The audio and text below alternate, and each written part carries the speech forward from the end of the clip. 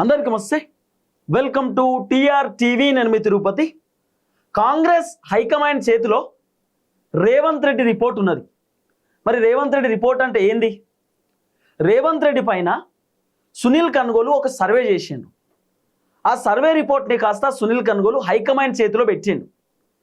Revanth Reddy performance ఎట్లున్నది, రేవంత్ రెడ్డి వ్యవహారం ఎట్లున్నది, ఈ 2.5 సంవత్సరాలలో రేవంత్ రెడ్డి పరిపాలన ఏ విధంగా కొనసాగుతున్నది, రేవంత్ రెడ్డి కాంగ్రెస్ పార్టీ ఎమ్మెల్యేలతోటి మంచిగానే ఉంటుండా, రేవంత్ రెడ్డి కాంగ్రెస్ పార్టీ మంత్రులతోటి మంచిగానే ఉంటుండా, రేవంత్ రెడ్డి ప్రభుత్వంలో ఏమేం పనులు జరిగినాయి, రేవంత్ రెడ్డి పైన జనాలు ఏ విధంగా వ్యతిరేకతతో ఉన్నారు, రేవంత్ రెడ్డి పైన జనాలు ఏ విధమైనటువంటి అసహనంతో అసంతృప్తితో ఉన్నారు, రేవంత్ రెడ్డి పైన కాంగ్రెస్ పార్టీ ఎమ్మెల్యేలు ఎంతమంది కోపంతో ఉన్నారు, రేవంత్ రెడ్డి పైన కాంగ్రెస్ పార్టీ మంత్రులు ఎంతమంది కోపంతో ఉన్నారు, అసలు కోపంతో ఉండడానికి గల కారణం ఏంది, అసలు రేవంత్ రెడ్డి పర్ఫార్మెన్స్ ఏంది, రేవంత్ రెడ్డి వ్యవహారం ఏంది, రేవంత్ రెడ్డి అడ్మినిస్ట్రేషన్ అంటే తన పరిపాలన ఎట్లున్నది, ఏం కథ అని చెప్పి సునీల్ కన్గోలు పిన్ టు పిన్ ఒక సర్వే చేసేటటువంటి కార్యక్రమం చేసినట్టు. ఆ సర్వే రిపోర్ట్ని కాస్త సునీల్ కన్గోలు హైకమాండ్ చేతిలో పెట్టిండు. ఇప్పుడు కాంగ్రెస్ పార్టీ మంత్రులు ఎమ్మెల్యేలు ఒక్కొక్కరు రాహుల్ గాంధీని కలుస్తున్నారు కదా, రాహుల్ గాంధీతో మాట్లాడుతున్నారు, హైకమాండ్ని కలుస్తున్నారు, హైకమాండ్తో మాట్లాడుతున్నారు. హైకమాండ్ దగ్గరికి మంత్రులు ఎమ్మెల్యేలు పోయినప్పుడు ఆ సర్వే గురించి హైకమాండే చెప్తురట. రేవంత్ రెడ్డి పర్ఫార్మెన్స్ ఎట్లున్నది, మీ పర్ఫార్మెన్స్ ఏందని చెప్పి ఉల్టా హైకమాండ్ మంత్రులకే చెప్తురట. ఇక మీ పైన ఇంత వ్యతిరేకత ఉన్నది, ఈ వ్యతిరేకత పొడగొట్టుకోకపోతే మీకు ఇబ్బంది అవుతుంది, మీకు చాలా ప్రాబ్లం అవుతుంది, మీ పైన ఉన్న వ్యతిరేకత ఇమీడియట్లీ పొడగొట్టుకోండి, లేకపోతే మంత్రివర్గం నుండి మిమ్మల్ని కూడా తొలగించాల్సినటువంటి అవసరం వస్తుందని చెప్పి హైకమాండ్ మంత్రులకు చెప్తురట. ఉల్టా 2-3 ఎమ్మెల్యేలు అధిష్టానం దగ్గరికి పోతే అధిష్టానం ఎమ్మెల్యేలకు కూడా హెచ్చరికలు జారీ చేసిరట. మీ నియోజకవర్గంలో ఈ విధమైనటువంటి వ్యతిరేకత ఉంది, మీరు మీ కాన్స్టిట్యున్సీలో తిరుగుతలేరట, మీరు ఊర్లలో తిరుగుతలేరట, మీరు ఎంతసేపు హైదరాబాద్లోనే ఉంటురట, జనాలు మీ పైన కోపంతో ఉన్నారు, ఇదే వ్యతిరేకత కనుక కంటిన్యూ అయితే రాబోతున్నటువంటి ఎన్నికలలో మీరు ఓడిపోతారు, మీకు ఇబ్బంది అవుతుంది, కాబట్టి గ్రౌండ్లో తిరగమని చెప్పి అధిష్టానం ఎమ్మెల్యేలకు చెప్తురట, అధిష్టానం మంత్రులకు చెప్తురట. మరి ఇప్పుడు హైకమాండ్ దాకా ఎట్లా తెలుసు ఎమ్మెల్యేల పైన ఉన్నటువంటి వ్యతిరేకత, మంత్రుల పైన ఉన్నటువంటి వ్యతిరేకత, రేవంత్ రెడ్డి పైన ఉన్నటువంటి వ్యతిరేకత, లేకపోతే కాంగ్రెస్ ప్రభుత్వం పైన ఉన్నటువంటి వ్యతిరేకత కాంగ్రెస్ అధిష్టానానికి ఎట్లా తెలుస్తుంది? ఎందుకంటే అధిష్టానం ఒక సర్వే చేయించారు కాబట్టి. సునీల్ కన్గోలుని పెట్టి ఒక సర్వే చేయించారు. సునీల్ కన్గోలు మొత్తం గ్రౌండ్లో తన టీంని పెట్టి తిప్పించిండు, తన టీం మొత్తం తిరిగిరు, రిపోర్ట్ తయారు చేశారు. దాదాపు 65 మంది ఎమ్మెల్యేలు ఉంటే ఈ 65 మంది ఎమ్మెల్యేల పర్ఫార్మెన్స్ ఏంది? ఇప్పుడు దగ్గర 64 మంది ఎమ్మెల్యేలతోటి గెలిచిరు, ఇంక 2 ఎమ్మెల్యేలు అంటే 66 మంది ఎమ్మెల్యేలు.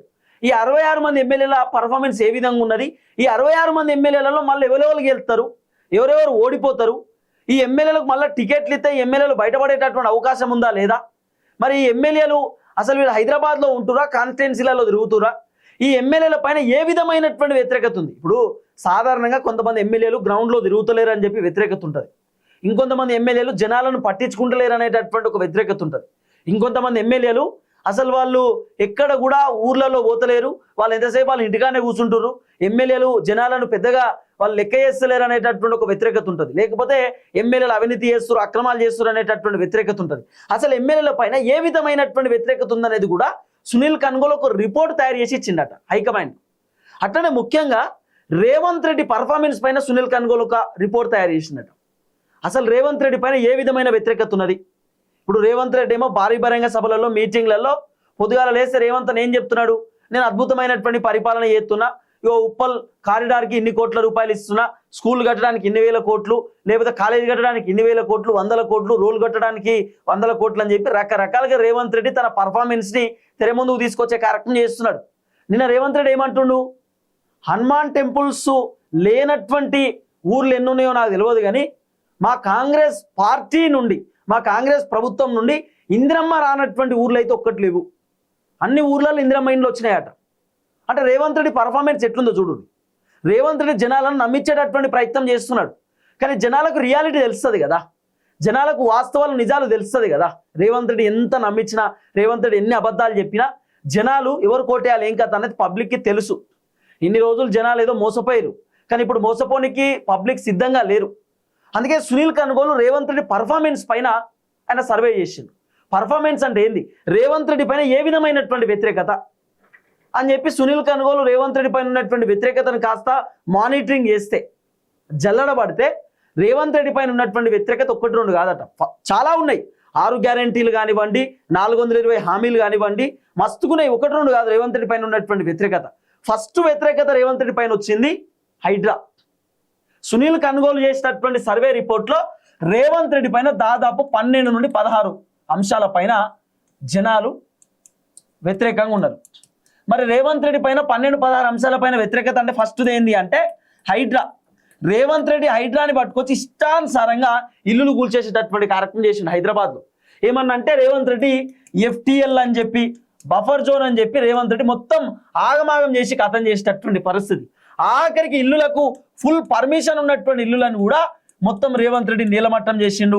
ఆదివారం పూట పోయి హైడ్రా అధికారులు ఎక్కడికెక్కడ ఇల్లును మొత్తం కూడా ధ్వంసం చేసేటటువంటి కార్యక్రమం చేశారు.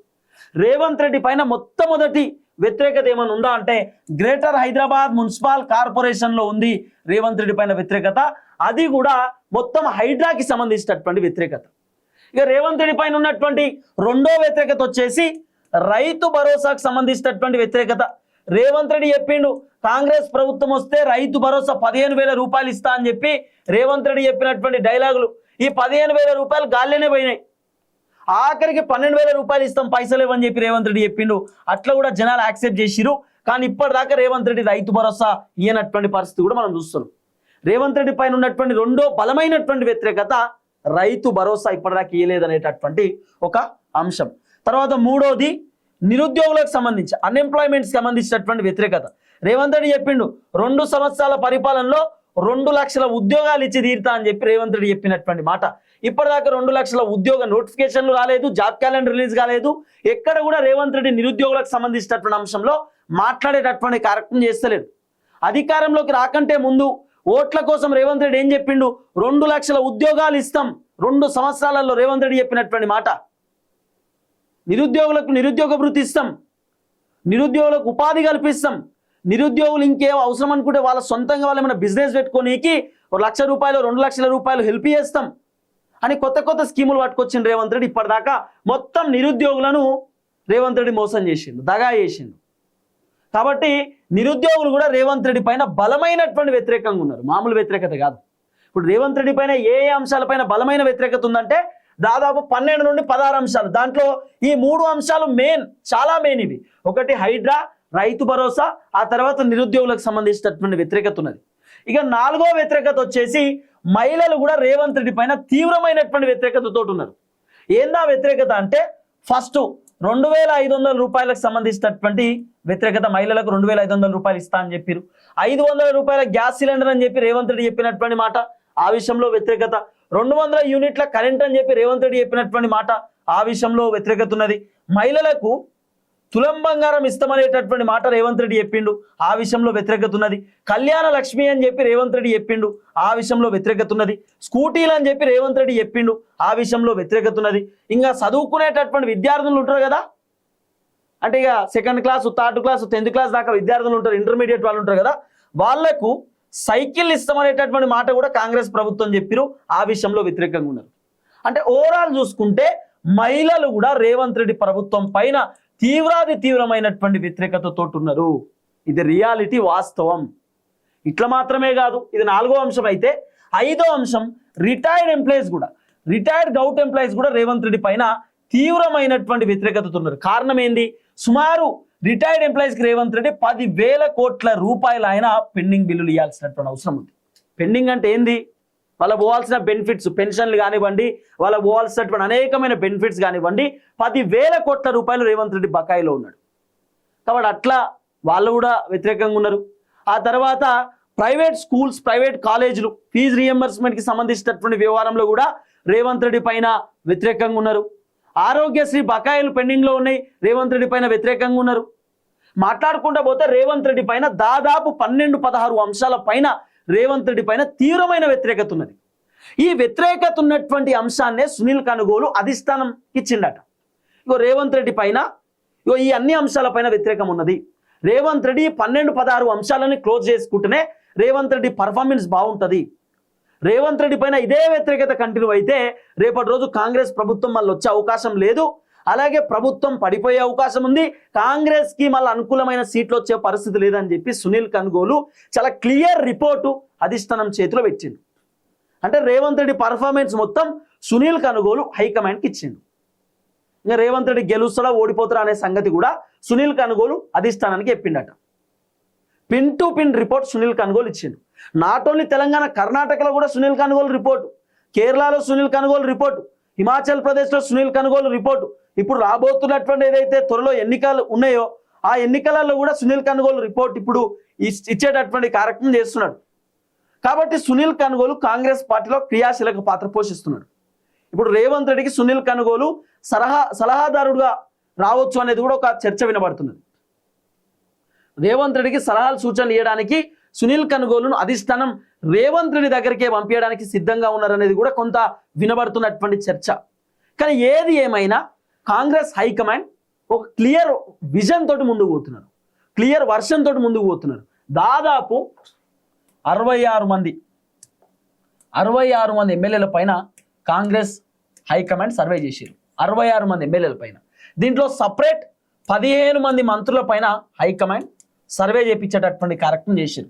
ఈ 15 మంది మంత్రులలో హైకమాండ్ చేపించినటువంటి సర్వేలోనట కొంత వినబడుతున్నటువంటి చర్చ, 15 మంది మంత్రులలో ఎంత కాదన్నా కూడా దగ్గర 6 మంది మంత్రులు గెలుస్తారట, మిగతా మంత్రులు మొత్తం కూడా ఓడిపోయేటటువంటి అవకాశం ఉందనేది వినబడుతున్న చర్చ.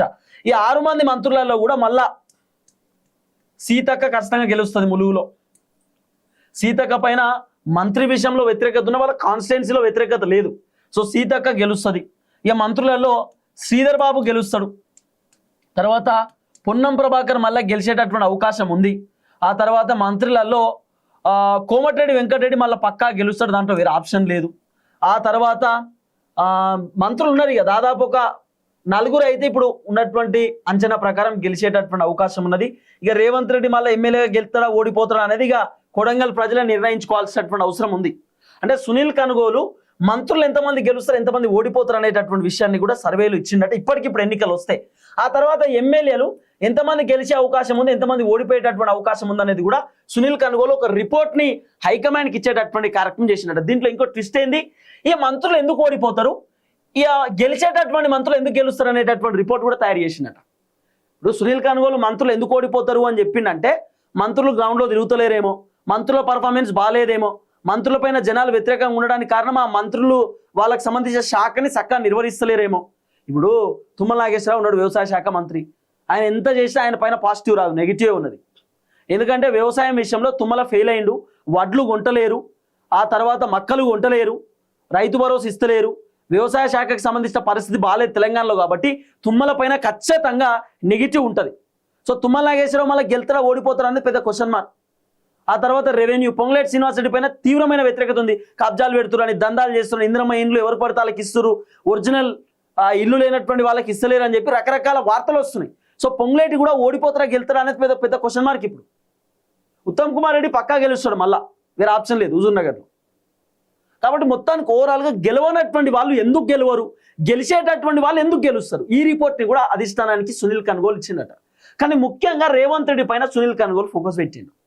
రేవంత్ రెడ్డి పర్ఫార్మెన్స్ ఎట్లుంది, రేవంత్ రెడ్డి పైన జనాలు ఎందుకు కోపంగా ఉన్నారు, రేవంత్ రెడ్డి పైన జనాలు ఎందుకు ప్రేమతోటి ఉన్నారు, రేవంత్ రెడ్డి మాటలు ఎట్లున్నాయి, రేవంత్ రెడ్డి పర్ఫార్మెన్స్ ఎట్లున్నది, రేవంత్ రెడ్డి వ్యవహారం ఎట్లున్నది, రేవంత్ రెడ్డి సొంత నిర్ణయాలు ఏంది, రేవంత్ రెడ్డి మంత్రులు చెప్తే ఎందుకు ఇంటలేరు, రేవంత్ రెడ్డి ఎవరితో టచ్లో ఉన్నాడు, రేవంత్ రెడ్డి ఎవరితో మాట్లాడుతున్నారు, రేవంత్ రెడ్డి అసలు ఏం చేస్తున్నారు, ఏం కథ అనేది పిన్ టు పిన్ రిపోర్ట్ హైకమాండ్కి అందజేసిన అనేది ఒక చర్చ. ఇప్పుడు మీరు ఇక్కడ డౌట్ వస్తుంది, మరి ఇదంతా మీకెట తెలుసు అని చెప్పి చాలా మంది అడుగుతూ ఉంటారు. ఈ మధ్యకాలంలో మంత్రులు ఎమ్మెల్యేలు అంటే ఢిల్లీకి పోతురు వస్తారు. మంత్రులకు ఎమ్మెల్యేలకు వాళ్ళ వ్యతిరేకత గురించి వాళ్ళకే హైకమాండ్ చెప్తుందట. ఇక మీ పైన ఇట్లా వ్యతిరేకత ఉంది, ఈ వ్యతిరేకత పొడగొట్టుకోకపోతే మీరు ఓడిపోతారని చెప్పి హైకమాండ్ డైరెక్ట్ ఎమ్మెల్యేలకు మంత్రులకు చెప్తురట. ఇప్పుడు ఆల్రెడీ 2-3 వేయరు. మొన్న ఘటం ప్రసాద్ అన్న వేయండు, ఒక ఫోటో బయటకు వచ్చింది. రాజగోపాల్ రెడ్డి వేయండు, ఫోటో బయటకు వచ్చింది. ఇంకా ఇంటర్నల్గా మంత్రులు పోయి కేసీ వేణుగోపాల్ తోటి, మల్లికార్జున ఖర్గే తోటి మాట్లాడొస్తారు. మరి దీన్ని బట్టి చూస్తే ఏమర్థమవుతుంది అంటే, పోతురు వస్తురు అంటే అక్కడ వాళ్ళు ఏదో చెప్తున్నట్టే కదా, వాళ్ళు ఏదో చెప్తురు, వీళ్ళు వచ్చి ఇక్కడ వీళ్ళకి చెప్తురు, అది సర్క్యులేట్ అవుతుంది బయటకు. అంతే. మీకెట్ట తెలుసు అంటే ఖచ్చితంగా పోయిన వాళ్ళు లీక్లో అయితే ఇస్తారు కదా, బయటకు వచ్చి వాళ్ళ పిఏ తోటో వాళ్ళ సామాజిక వర్గంతో లేకపోతే వాళ్ళకి సంబంధించిన అనుచరులతో మాట్లాడుకుంటారు కదా, మాట్లాడతారు, చెప్తారు కదా, అదే బయట సర్క్యులేట్ అవుతుంది. ఇప్పుడు సోషల్ మీడియాలో చక్కర్లు కొడుతున్నది. ఏది ఏమైనా సునీల్ కనుగోలు మాత్రం ఒక రిపోర్ట్ని హైకమాండ్కి ఇచ్చిండు రేవంత్ రెడ్డికి సంబంధించి అనేది ఒక చర్చ. నేను చెప్పిన ప్రతి వీడియోలో రేవంత్ రెడ్డికి 6 నెలల సమయం ఇచ్చారు. 6 నెలలలో రేవంత్ రెడ్డి తన పైన ఉన్న వ్యతిరేకత ఒడగొట్టుకోకపోతే రేవంత్ రెడ్డికి తీవ్రమైనటువంటి ఇబ్బంది అయ్యేటటువంటి అవకాశం ఉందనేది వినబడుతున్న చర్చ. చూద్దాం ఏం జరగబోతుందో. దయచేసి వీడియో అందరికి షేర్ చేయండి. అందరికీ నమస్తే, థ్యాంక్ యూ సో మచ్. జై తెలంగాణ.